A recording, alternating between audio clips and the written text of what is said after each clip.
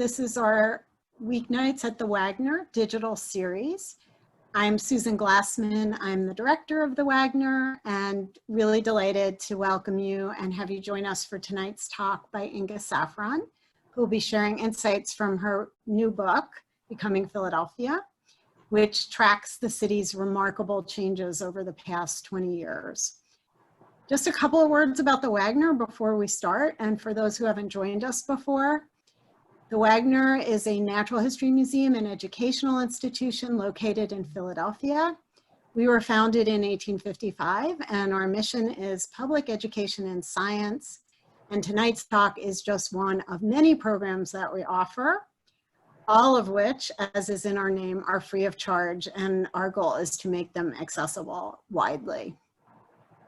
We are located in a National Historic Landmark building, which we're also committed to preserving, and which houses a museum and library where our programs normally take place. While we've been closed for COVID-19, we've started to develop these remote learning opportunities to extend our courses and lectures to all of you while you're home.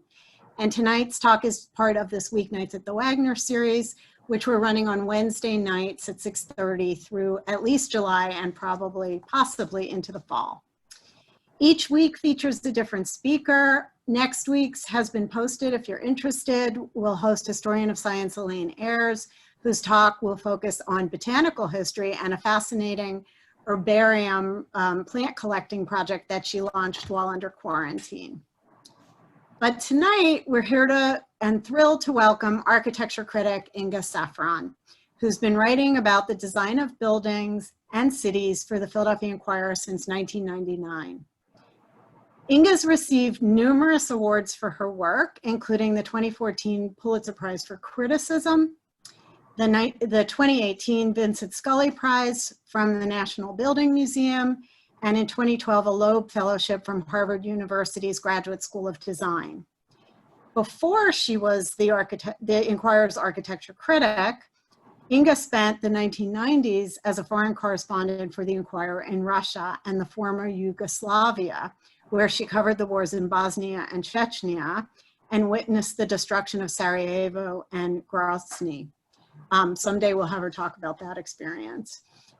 In addition to her writing about architecture and urbanism, she is an expert on the cultural history of the sturgeon, of all things. Her first book was Caviar, and some of you might have read it, The Strange History and Uncertain Future of the World's Most Coveted Delicacy, which came out in 2003. Her latest book, which we're talking about tonight, Becoming Philadelphia, How an Old American City Made Itself Anew, is the subject of tonight's talk and the focus of her writing and thinking over the past 20 years. Although Inga was born in New York, she has lived in Paris, Dublin, Belgrade, Moscow, and New Jersey, but she identifies as a Philadelphian, and we're really glad she does. Thank you very much, Susan. I really wish I was giving this talk in the Wagner's handsome auditorium. But it's still really wonderful to know that there's so many readers on the other side of the screen. And thank you all for being here. I don't know about all of you, but I feel like I've lived a year in these last 3 months. The pandemic has completely altered the way we inhabit Philadelphia and relate to its buildings, its streets and parks. And the anti-racism protests have further reconfigured our relationship with our surroundings by forcing us to confront the structural inequities that underpin every aspect of the built environment.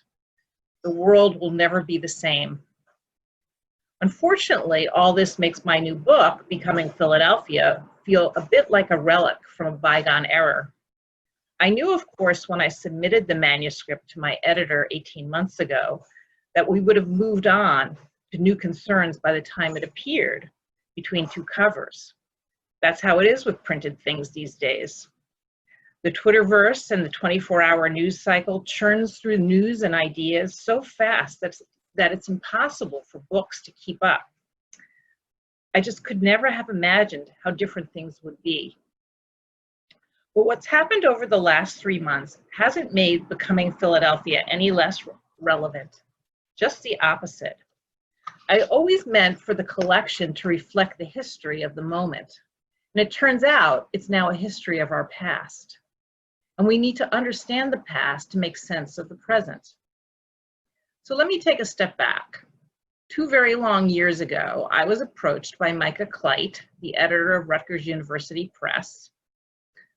He's a native Philadelphian and a longtime reader, and he suggested that I should collect the best of my columns for a book.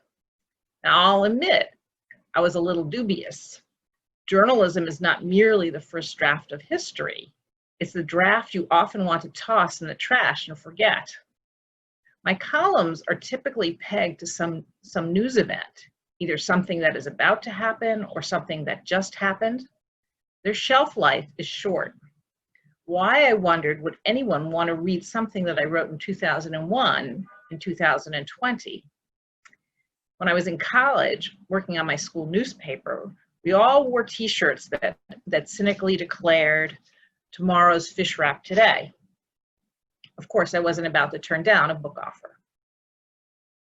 I wrote my first column, as you heard from Susan, in 1999, a few months after I moved back to Philadelphia to become the Inquirer's architecture critic. It was quite an abrupt turn for me, career-wise. I had spent most of the 90s overseas, working as a foreign correspondent for the Inquirer, first in Yugoslavia, then in Moscow.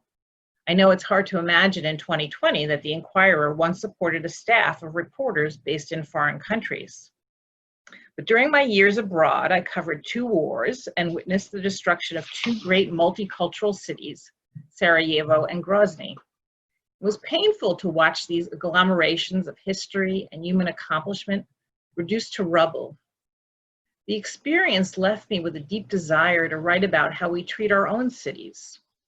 I felt that the Inquirer's coverage specifically, and newspaper coverage generally, had focused too heavily on the business side of real estate development, and not enough on planning and design, or how government decisions shaped our neighborhoods. Having watched Philadelphia and other cities do a lot of damage to themselves with highways, parking, demolitions of historic buildings, and bad design, I was eager to shine a light on how decisions about the city's form were made. This is the old Ridge Farmers Market, Ridge Avenue Farmers Market, and it's a very beautiful photo by Vince Feldman. And the city demolished this building, very sadly, this very handsome Victorian building by Davis Supply in 1997. And at the time, there was no debate about its design merits, about what the building meant for North Philadelphia, or for what the city would do with the vacant lot after it was torn down. Gentrification ultimately caught up with this neighborhood in North Philadelphia, and a small apartment building was under construction the last time I went to the site. What an asset a food market would have been for the neighborhood.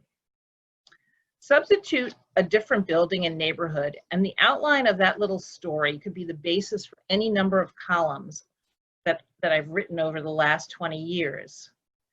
My weekly column took its current form about a year after I returned from Russia, when it was christened Changing Skyline. Since then, it has appeared every Friday in whatever the Inquirer happens to be calling its features section. Don't ever try to reach me on Tuesday or Wednesday, because that's when I'm assembling the words and photos. I file my column on Wednesday, and then come Thursday morning, I begin the cycle all over again, calling sources, going to meetings, researching history, and collecting photographs. Anyway, once I agreed to do the collection, I started reading through my old columns, more than 1,600 of them. Figuring out which columns to choose wasn't as easy as I first thought. Obviously, I wanted to include the best written ones, but I also wanted the columns to tell a larger story. I made a short list of 300 or 400 columns and printed them out. Then I started putting them in piles. And as I grouped them together, themes started to emerge. I jettisoned some of the lesser columns and reorganized the piles. After a while, it became clear that my 20 years as architecture critic had coincided with a period of profound change in Philadelphia. For decades, the city had been losing population, losing jobs, losing tax revenue, losing relevance and political power. And then everything changed. My 1,600 columns represent a timeline of Philadelphia's transformation, a spotty one full of gaps, but a timeline nevertheless. It would be impossible to include every piece, so I finally got those piles down to 80 columns, like a book of snapshots. The organization isn't strictly chronological, and not every major event is represented.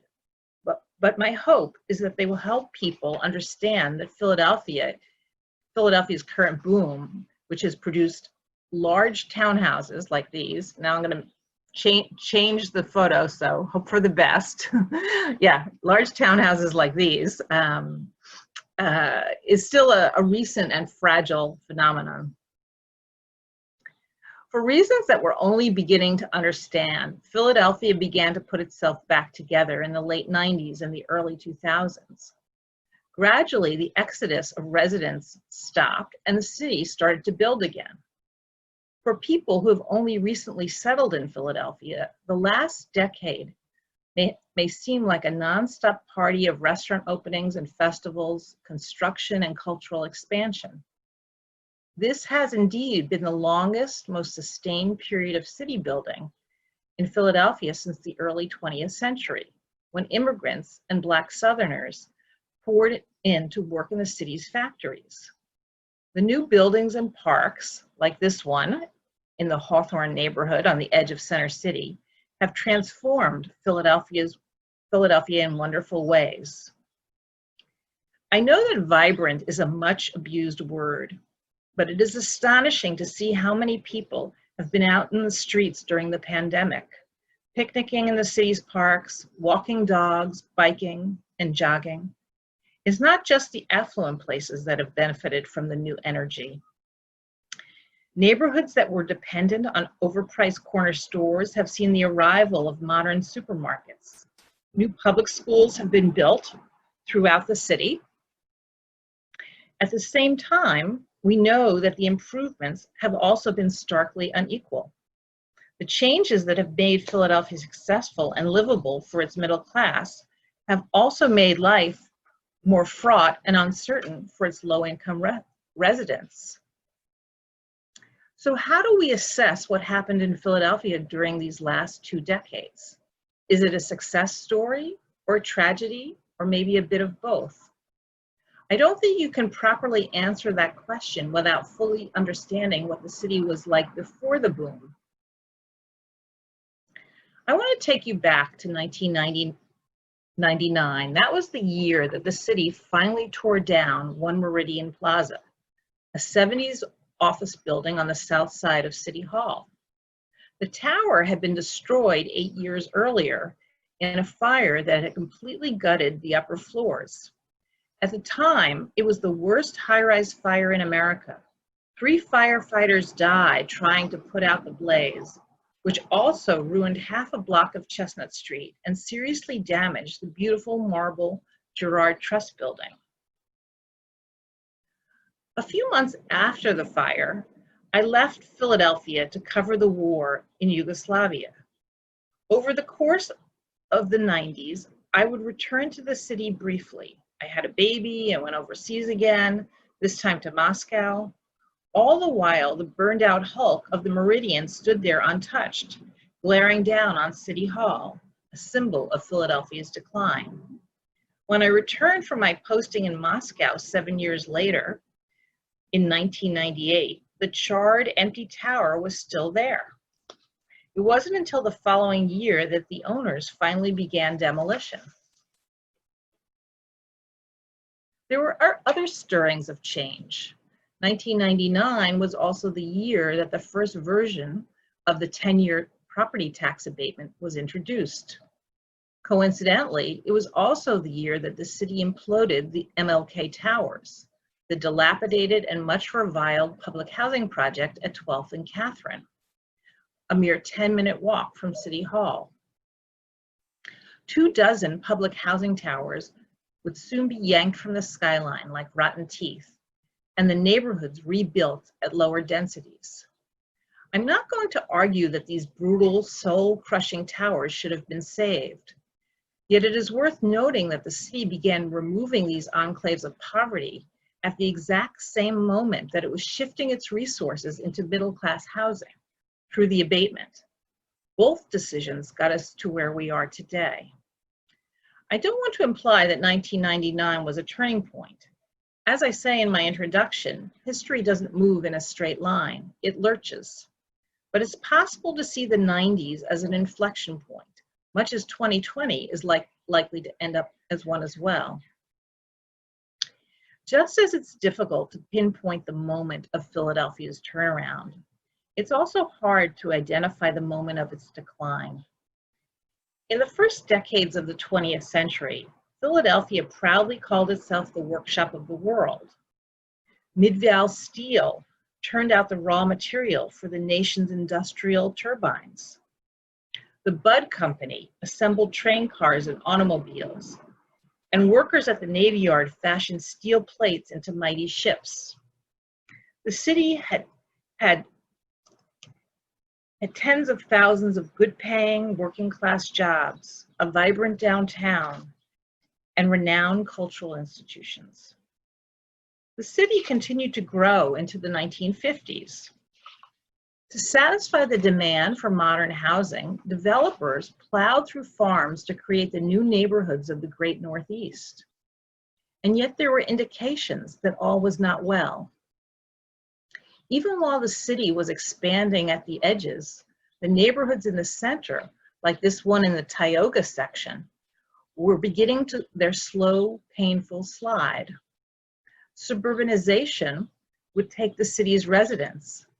Deindustrialization would take its jobs. Once a city of 2.2 million, Philadelphia had shriveled to less than 1.5 million by the 90s. A lot of people think of the 60s as the worst decade, but it was really the 70s when Philadelphia hit bottom, hemorrhaging 140,000 jobs and 13% of its population. Only the cities of Baltimore and Detroit lost a greater percentage of their residents. Mid-Val Steel closed in 1976, the year Philadelphia celebrated the nation's bicentennial. Budd was subsumed into an international conglomerate in 1978. Dozens of small manufacturers went under that decade. As I said, history doesn't move in a straight line. It lurches. Even as the city shed industrial jobs, Philadelphia saw the rise of a gleaming office district along West Market Street in the 1980s. The first Liberty Place Tower was completed in 1987, breaking the city's height limit and becoming the city's tallest building. But the late 80s were also the beginning of the crack epidemic, which would decimate struggling neighborhoods that were already reeling from the loss of factory jobs. Most people expected the city's population to keep shrinking. Today we worry about managing gentrification, but when I returned to Philadelphia in 1999 and started covering architecture, the talk was entirely about managing decline. I frequently heard policymakers question whether it was worth the effort to keep Philadelphia intact as a city. It was very popular at that time to argue that Philadelphia needed to de-densify if it wanted to survive, that it had to tear down its old, obsolete buildings and remake itself more on the model of the suburbs. Andres Duany, the famed new urbanist planner, gave a lecture to the Foundation for Architecture, in which he argued that Philadelphia should designate A streets and B streets. A streets were those that were worth saving, and B streets, he said, should be leveled. One of the B streets, in his view, was Sansom Street. The desire to rebuild Philadelphia on a less dense suburban model was also one of the underlying assumptions of Mayor John Street's signature program, the Neighborhood Transformation Initiative. The idea was to replace blocks of tightly packed row houses with freestanding homes, complete with lawns and driveways. You can see the result if you go to 13th and Poplar, which is shown in this photo. This suburb in the city is just 4 subway stops from City Hall. It's easily walkable if you're in decent shape. Imagine if this had become the template for all new development in Philadelphia. The city would be unrecognizable. So what happened instead? When I returned to Philadelphia, Ed Rendell was still mayor. In the mid-90s, he had managed to miraculously keep the city out of bankruptcy, which was precipitated by the dramatic decline in tax revenue as factories closed and companies left the city. To survive, Rendell knew that Philadelphia needed to replace its lost manufacturing jobs.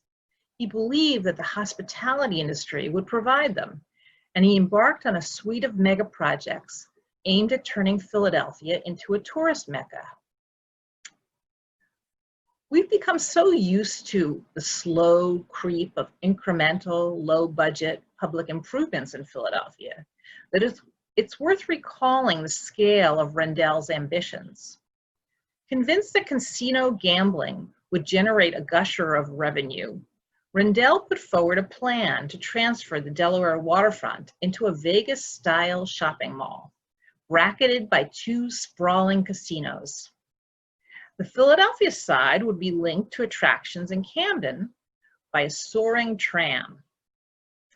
We've never had a full accounting, but at least $20 million was put into that effort before it was abandoned.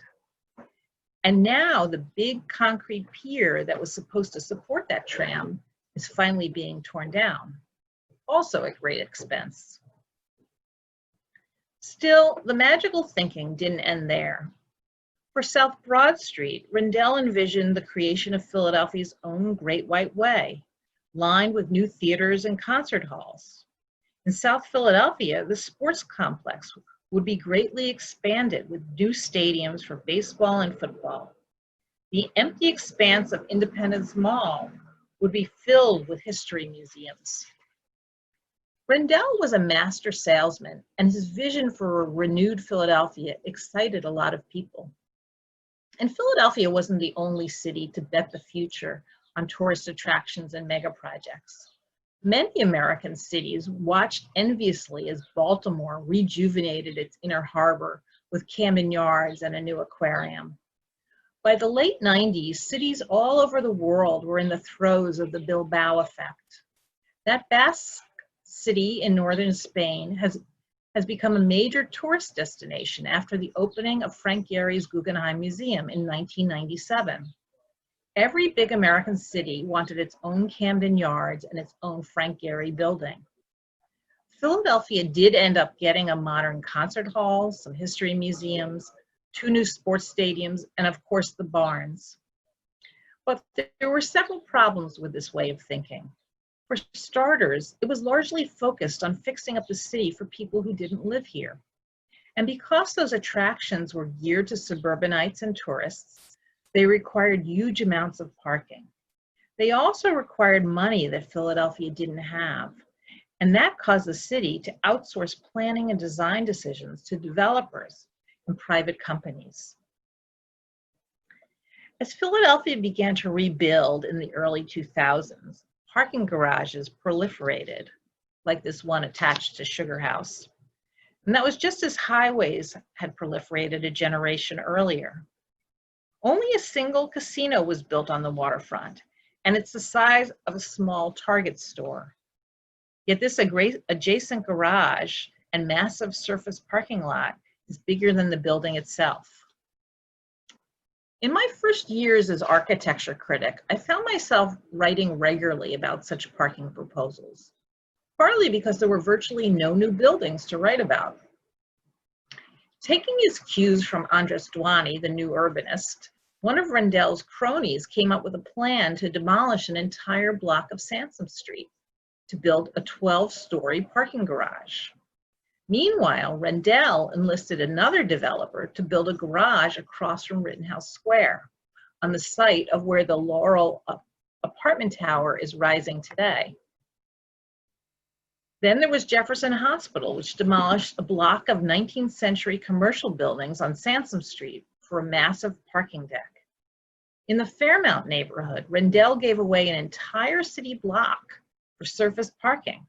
That lot is still there today. The city spent $50 million to build a parking garage next to 30th Street Station for affluent suburban commuters, but it has yet to muster the money or energy to reopen the underground passage that connects the train station to the Market Frankfurt L, a train that's more used by city residents. It was hardly my life goal to be a reviewer of parking garages, but I felt that the city had its planning priorities painfully backwards. Tearing down structures occupied by people and replacing them with storage units for cars would only make the city less successful, I believed. I also couldn't help noticing that many of the developers getting zoning deals, demolishing historic buildings, and building parking garages were some of the most generous campaign donors in the city. It became increasingly difficult to write about design without also writing about politics and policy. I don't think of myself as being anti-developer. Cities have always been built by private people and companies risking their own money. But because buildings exist in a public context, I've always felt that even quotidian projects like apartment buildings are fair game for review. Some thought I went too far in my negative critique of Symphony House on South Broad Street, and the Inquirer gave special prominence to a rebuttal from the developer. The story ran on Halloween, so maybe it was the headline that prompted the strong reaction, Nightmare on Broad Street. At the time, developers were seen as heroes, and Philadelphia Magazine ran a full-length story dissecting my review and the response from the developer. This headline shows you what they thought was important. But apart from Symphony House's design and the cavernous maw of its Broad Street parking garage, there was one good thing you could say about the building. So Symphony House signaled a departure from the tourist-oriented mega projects that the city had been building. That tower, finished in 2007, was the beginning of a wave of residential construction that has gone on now for more than a decade. Fueled by the abatement, which gave buyers of new and renovated homes a significant break on their property taxes for 10 years, more than 15,000 new homes and apartments have been built since 2000, and many more have been renovated. There is little doubt that the abatement helped offset the city's raw edges and convince people who might have otherwise settled in the suburbs to cast their lot with the city. While the tax abatement doesn't deserve all the credit, it did play a role in reversing the city's population decline. The growth has been slow in comparison with Sunbelt cities in places like DC and San Francisco. But since 2010, Philadelphia has added 100,000 new residents, an increase of 4.3%. Many of the newcomers have been immigrants, but there's also little doubt that millennials and Gen Z have joined them in sizable numbers. What attracted them were human-scaled neighborhoods and the mix of old and new, its walkable streets and transit options. Population growth in Northern Liberties and Queen Village caused City Hall to rethink its planning priorities. The Nutter administration was the first to recognize that rebuilding neighborhoods was the key to the city's future. That period was the golden age for park building. The focus on the Delaware finally shifted away from mega projects to parks and trails. The Schuylkill River Trail was extended. I know it's popular to say that Center City and other affluent neighborhoods were the primary beneficiaries of public investment, but the city was also turning its attention to so-called middle neighborhoods, ones that hadn't been touched by the boom. And during the Nutter administration, the city finally started to deal with decades of deferred maintenance. It built more than a dozen new public schools, refurbished its branch libraries, like this imposing neoclassical branch on Lehigh Avenue. It subsidized supermarkets.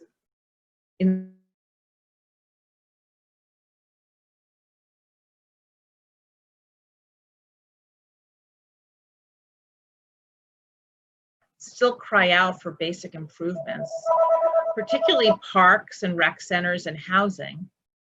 It would not be fair to the committed city officials to say that those neighborhoods have been completely overlooked. The mixed income housing next to the Temple rail stop shows that what the city can do when it puts its mind to improving housing options. Yet there is no doubt that the revival of the last 2 decades has made the city more unequal. The more that certain neighborhoods improve, the more that they became unaffordable to the people who live there. Take Fishtown and the neighborhood now being called Old Richmond. In 2000, 45% of the apartments were easily affordable by minimum wage workers. Today, less than 7% are. Despite the vast makeover of the city's midsection, despite the rise of the Comcast Tower and the birth of a second downtown in University City, almost a quarter of Philadelphia's residents live in poverty, more than in any of America's 10 largest cities. Gentrification has made historic Black neighborhoods like Graduate Hospital unrecognizable. Even worse than gentrification, I would argue, is the dormification of North Philadelphia and Mantua. Because there is never enough money to go around, the city has been all too eager to outsource many of its responsibilities to private managers. Everything from charter schools to Dilworth Park, further increasing the gulf between the haves and the have-nots. This is not just a Philadelphia problem, it is a national problem, and we won't solve it on our own. I've talked a lot about what Philadelphia has accomplished during these boom times, but it is also important to look at the opportunities that we've squandered. We still haven't built a rapid transit line on Roosevelt Boulevard, something that will connect residents in the sprawling Northeast to jobs in Center City. For that matter, we haven't built any new transportation infrastructure at all, apart from bike lanes. People who can't afford to take Amtrak to New York and Washington must still stand outside in the blazing sun and freezing cold to catch the Bolt and megabuses. We also continue to squander our greatest patrimony, our historic buildings, like this site here on Jewelers Row, and like the Boyd Theater. We have had a few saves. The Met Opera House is at the bottom here. But given Philadelphia's struggles with poverty and racism, some might say that the city doesn't have the luxury to bother with design issues. I like to think that my column deals with issues both macro and micro that are meaningful for the whole city, not just individual neighborhoods. I also believe that urban form is crucial to creating a more equitable world. Parking lots don't just make nice neighborhoods less walkable. They encourage people to drive, accelerating climate change, which we know will hit the poor the hardest. We will never be able to support good transit systems or build enough affordable housing if we insist that every house and apartment comes with its own parking spot. The struggles around these issues are only going to become more fraught as a result of the pandemic. The city will have less money to spend on public improvements, and that will make it even more dependent on private interests. But please don't ask me to predict what the future will bring. I can only offer a small window on the recent past and hope that we can learn from it. Thank you very much.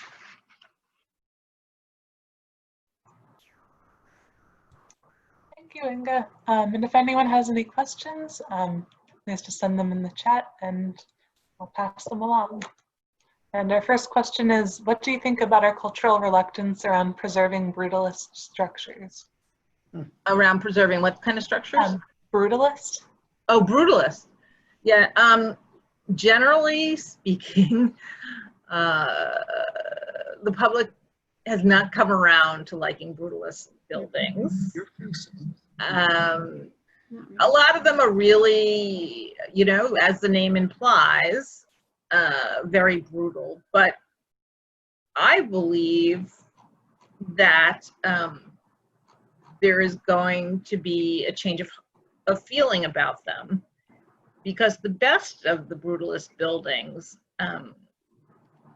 have something that a lot of newer buildings don't have, which is kind of a heft and gravitas. I mean, right now, so many new buildings feel like they're made out of, you know, plastic and paper. And, you know, to see these concrete structures, which, you know, really were, you know, kind of built for the ages, reminds you of what architecture should be. So, you know, not everyone is going to love them, but I think there will be a growing appreciation for them. You know, I was happy to see some improvements at Center Square recently. I wrote a column about that.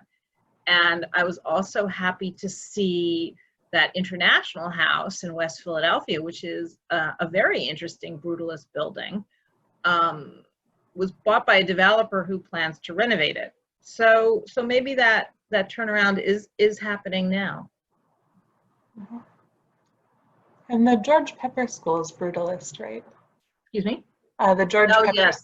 Yeah, the George Pepper School, which is in Eastwick, in very far southwest Philadelphia, is a brutalist building, and that school, I believe, is closed. So, you know, that's a real challenge to find another use for it. I think, well, you know, one of the problems with brutalist building is that they're not very easy to retrofit. You know, they're built for one purpose. It's hard to remove walls. They're hard to reconfigure, and I think the George Pepper School is in that category. Also, there's a lack of will, I would suspect, to find another use for it. I thought of it because I always heard of brutalist buildings as ugly, and then once I knew that building, I was like, oh, it's actually kind of an interesting building, but it's being left to sit and rot. Yeah, how popular it is. Yeah, I think you should take a look at International House on Chestnut Street, around 38th and Chestnut. I think that's that's actually, I think, a brutalist building you could love. Someone notes that it's now on the local historic register thanks to the University City Historical Society, so the developer had no choice. Right.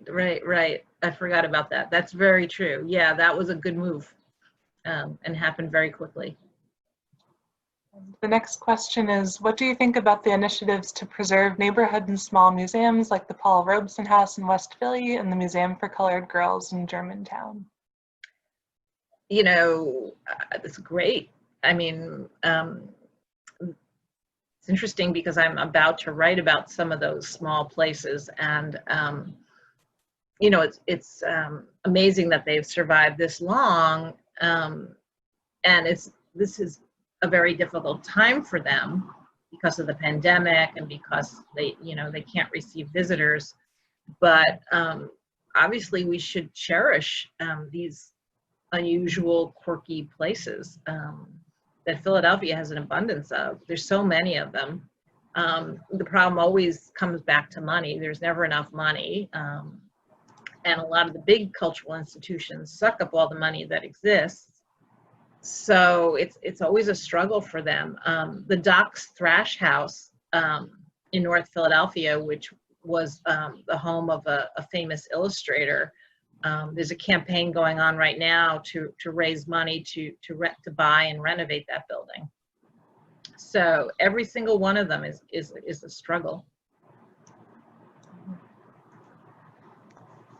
Next question is, comments about Rendell were heavily negative, but you also trace revival to his period in office. What good things did his administration initiate? Well, you know, I think Rendell deserves a lot of credit for keeping the city from going into bankruptcy and getting it on a more solid financial footing. I was really exclusively talking about, you know, just a narrow slice of his administration, which was his fixation on these mega projects and his belief that developers should be given a free hand. And, you know, I think it was also the, you know, a time when campaign contributions played an enormous role in decision-making about land use. I mean, the planners were very badly sidelined during his administration. And I think, you know, that led to some terrible mistakes. I mean, think how much money went into this fantasy of what the waterfront would be. More than $20 million, way more than $20 million.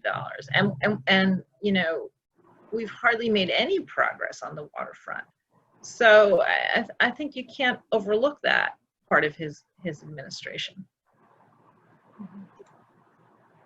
And here's another very easy question. How do you evaluate the impact of the Mural Arts program on the city as a whole? You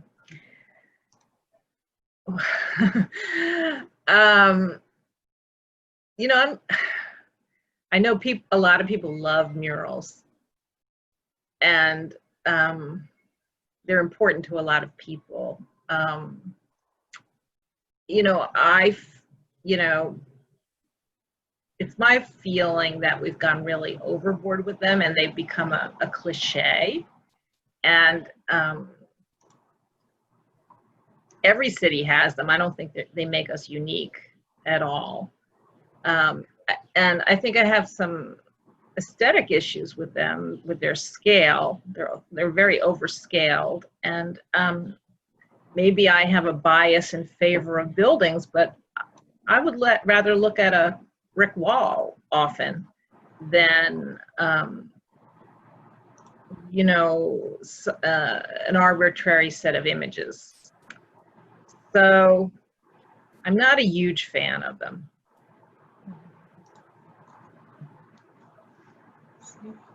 Someone else notes that 99% Invisible suggested that brutalist architecture be renamed or kind of rebranded heroic architecture. Yeah, there's been a lot of conversation about that. You know, the name brutalism, it comes from a French term, béton brut, which is the name of concrete. And then when you put it into English,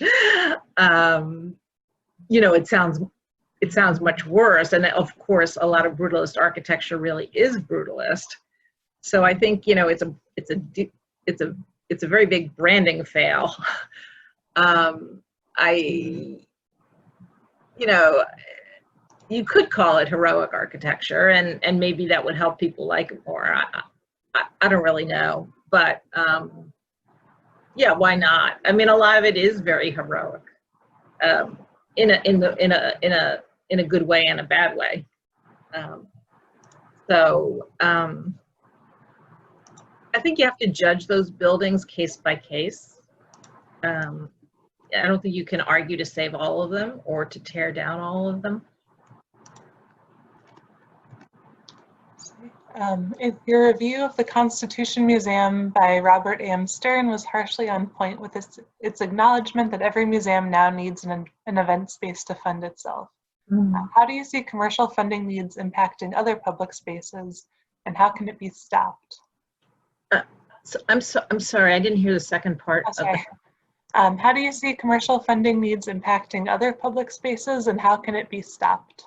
Yeah, so you're talking about the Museum of the American Revolution by Robert A.M. Stern. You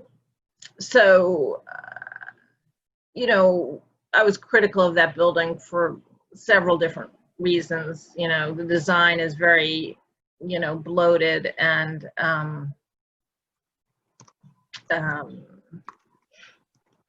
you know, it's supposed to be modeled on Georgian architecture, but it's really a pastiche, and it's, but the other thing that I said about it was it's, you know, it was a tiny museum inside a giant banquet hall, because nowadays museums derive so much of their revenue from events that they need a lot of party spaces. And so, you know, there's not that much content in that building for the size of that building. And then you have all this huge overhead. So if the question is, you know, what can be done to stop, you know, people from doing projects like that, I don't know. There's a lot of vanity in it, and if people want that, and if there's a donor, they're going to build that. But you know, perhaps this pandemic will cause cultural institutions to rethink what kind of buildings they need. You know, maybe they don't need whatever, you know, whatever size that is, 100, you know, 50,000 square feet. You know, maybe they could do with just a smaller, more compact museum. Interestingly, there's a group now trying to start a new contemporary museum of art. And it has no home currently, the Philadelphia Contemporary. And I know a few contemporary arts curators who wish they could get rid of their buildings, because so much of contemporary art takes place in the streets. They're one-off events. It's a different way of thinking about museums.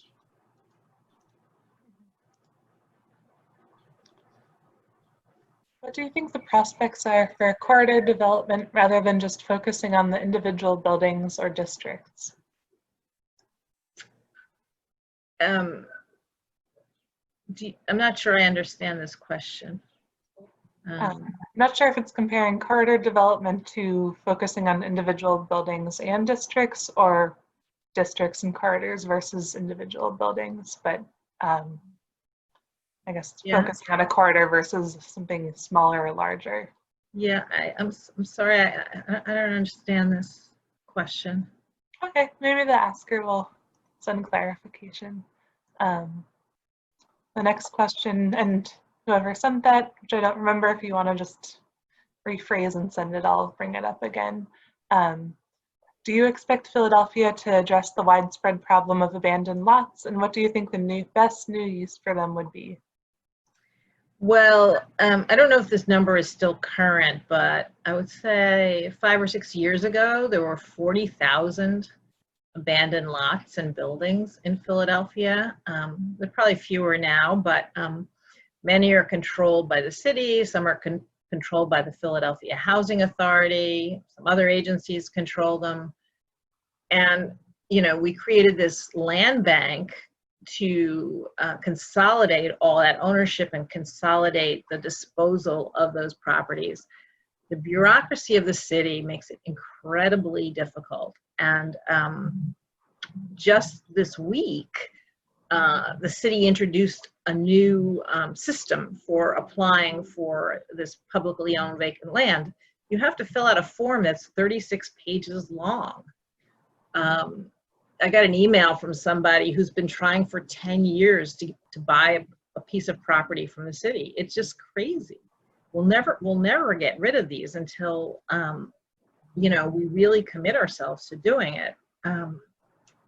There's another problem, and that is something called councilmanic prerogative, where the council person in the district has to sign off on the sale, and very often they have other agendas, and they prevent property from being transferred to private developers. So there's politics, there's bureaucracy, there's, you know, inertia. It's really unfortunate because, you know, we just went through this incredible decade-long boom, and I'm sure a lot of those vacant lots could have been transformed into productive use, tax-paying properties, but the city kind of squandered that opportunity.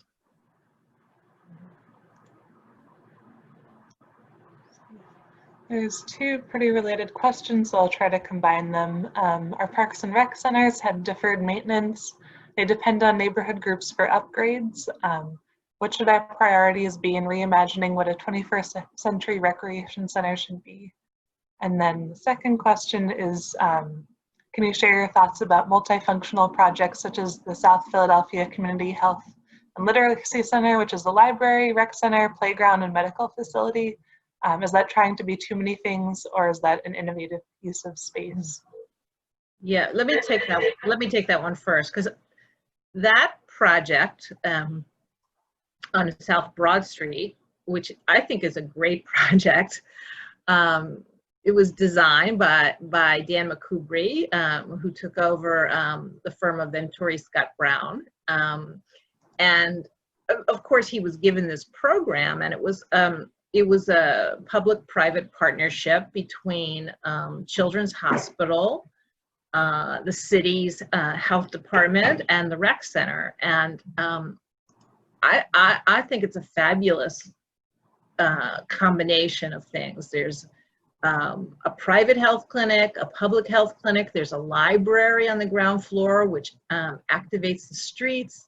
There's a rec center in the back, which has outdoor space. I think it's just wonderful, and I would love to see more hybrids like that, because again, I guess it comes to down to money. You know, not every institution or rec center can have its own little Taj Mahal, and you know, I think it's important to share resources, especially with overlapping programs. You know, you can go to the library, check out a book, you know, go to the rec center, watch your kids play. There's wonderful synergy in that.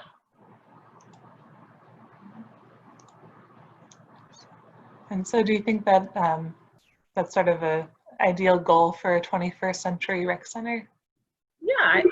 Yeah, I think so. I mean, yeah, sure.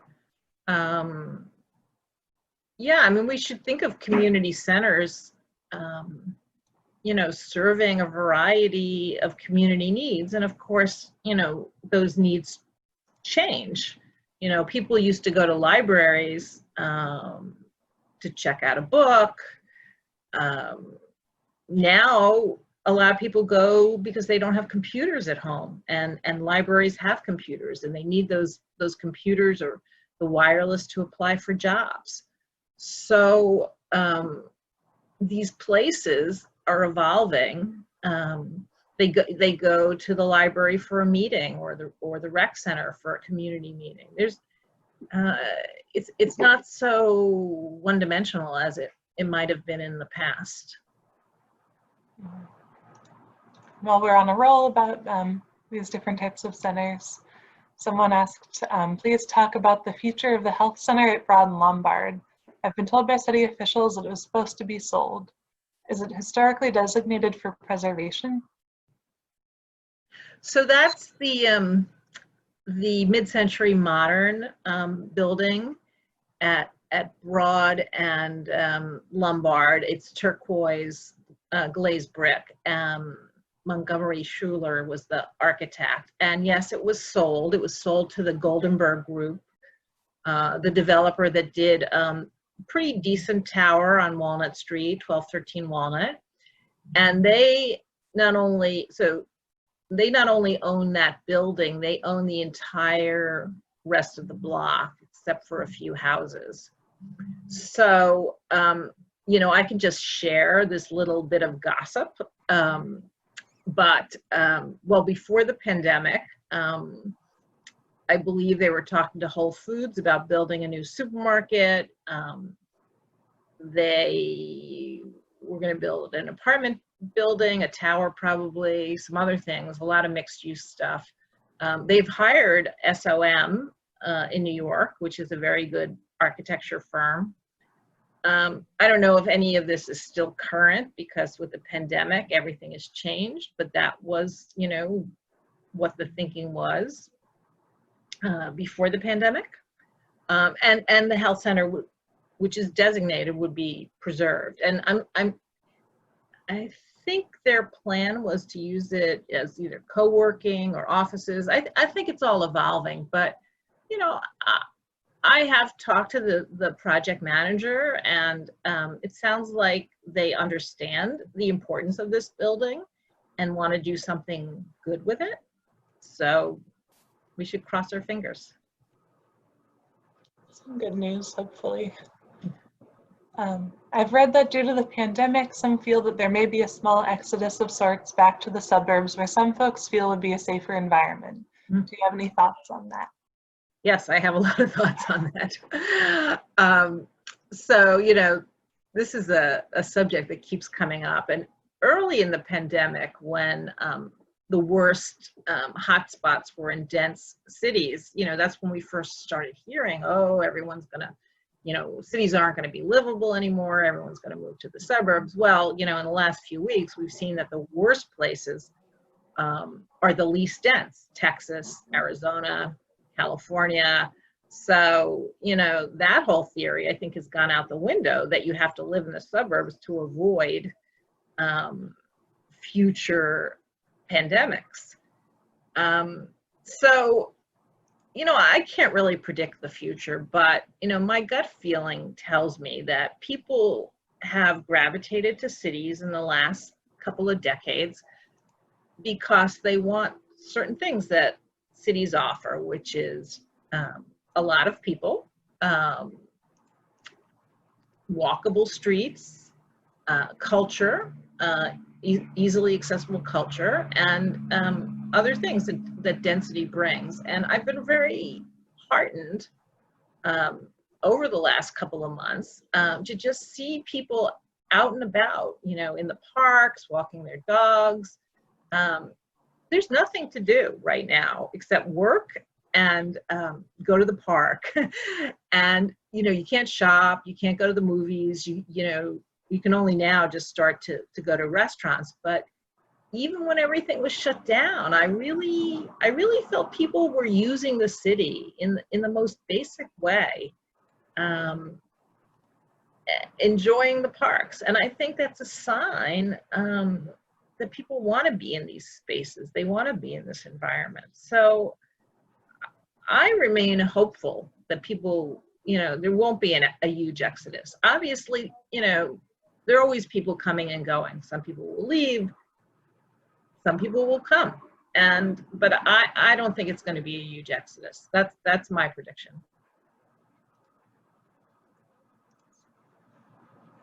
And, kind of going in the reverse direction, is there a way to think about the city's 250th, which would be 2026, celebration of our nation's birthday, and how to celebrate it? I haven't really thought about that. I know there are some committees that are working on it, but yeah, I haven't really thought about it. Let's try to get to 2021 first. Right. What do you think of Janice Scott Brown and Robert Venturi's impact on the city? Well, you know, I think some of their ideas, you know, cause people to look differently at, certainly cause people to look differently at vernacular buildings, and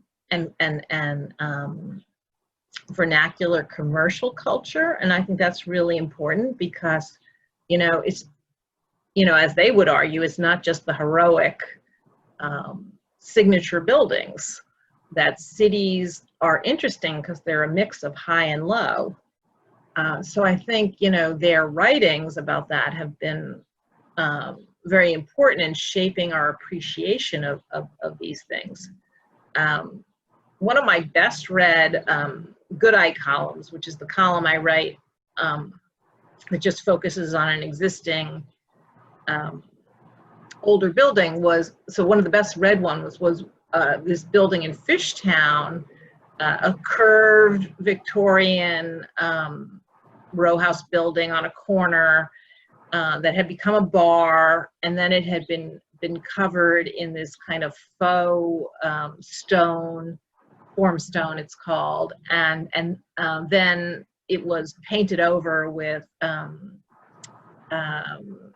Kuragawa's Great Wave when it became like a tiki bar. And, you know, it just had like layers of commercial history on it. And it was just, you know, just telling that story of how this building evolved from, you know, a very nice Victorian era townhouse into an Irish bar, into a tiki bar, you know, tells you so much about, you know, how the city can keep reinventing itself, and how you can see the layers of time just walking down the street.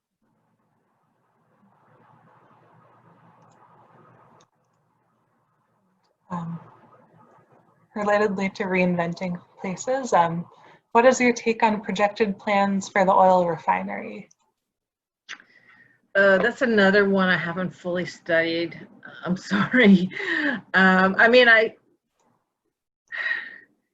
I love the idea that this, you know, what must be a very polluted place could be remediated. That would be a great thing.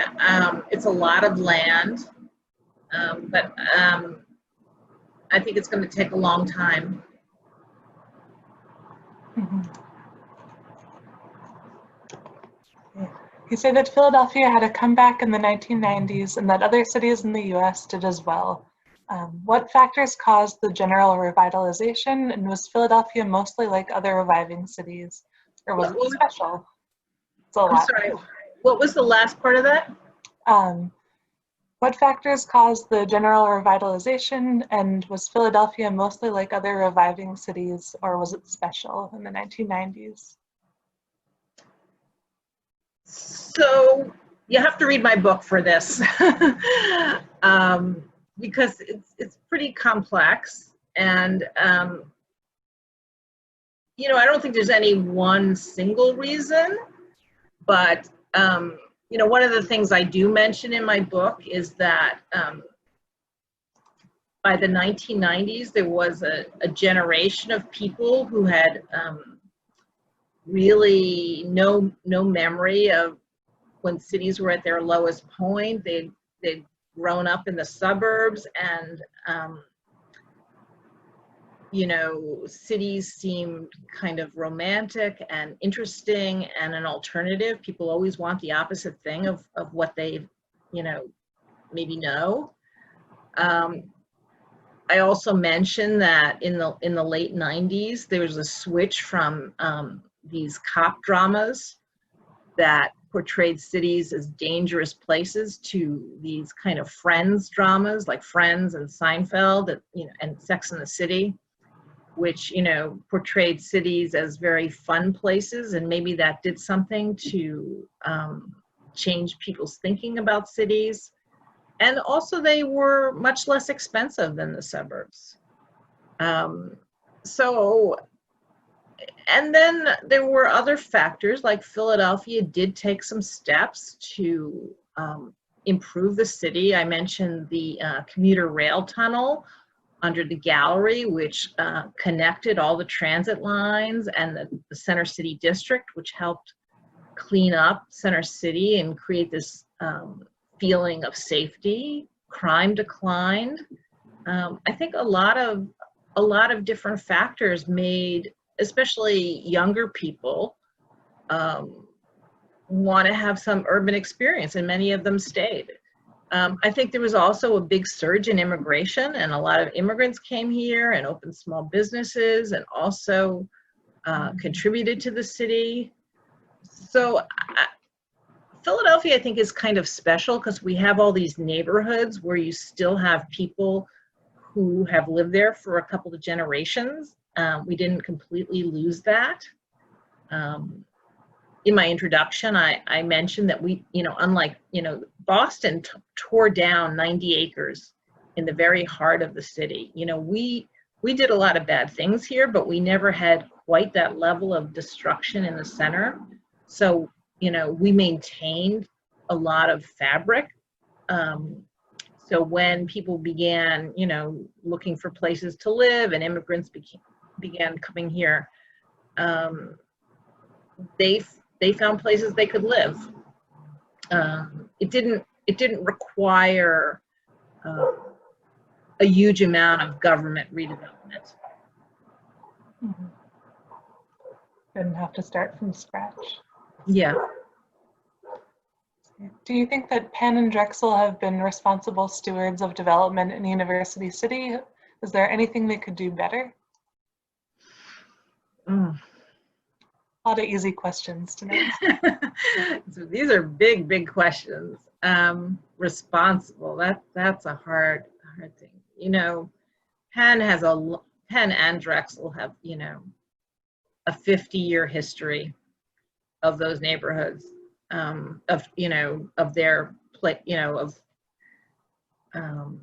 mistreating those neighborhoods, walling themselves off from those neighborhoods, then reopening themselves to the neighborhoods, now supporting the neighborhoods, gentrifying those neighborhoods.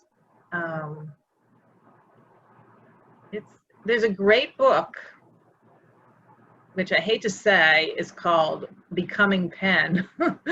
I totally forgot that title when I came up with the title for my book, but it does a very good job of telling the history of Penn's relationship with the surrounding neighborhood.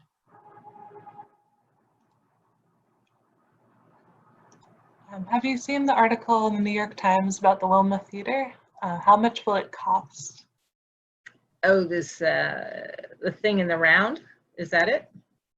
I'm not actually sure. I think I've seen the headline for this one. I saw the story in the Inquirer. Yes. I saw the story in the Inquirer. I didn't see it in the Times. I have no idea what it would cost. And it looked speculative, looked interesting, but I have no idea.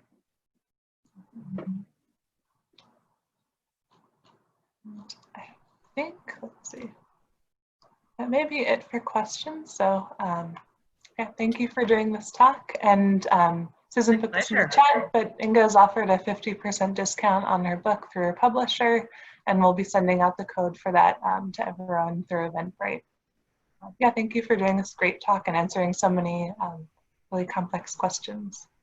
And Thank you. It's my pleasure. If I could also just jump in and thank you so much, Inga. It was really a perfect program. We're really honored to have you speak for the Wagner, but someday we hope to have you at the Wagner.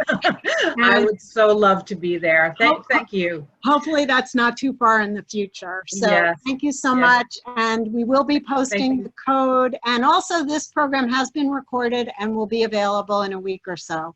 Thank you all for joining us. And thanks again, Inga, for a great program. Thank you.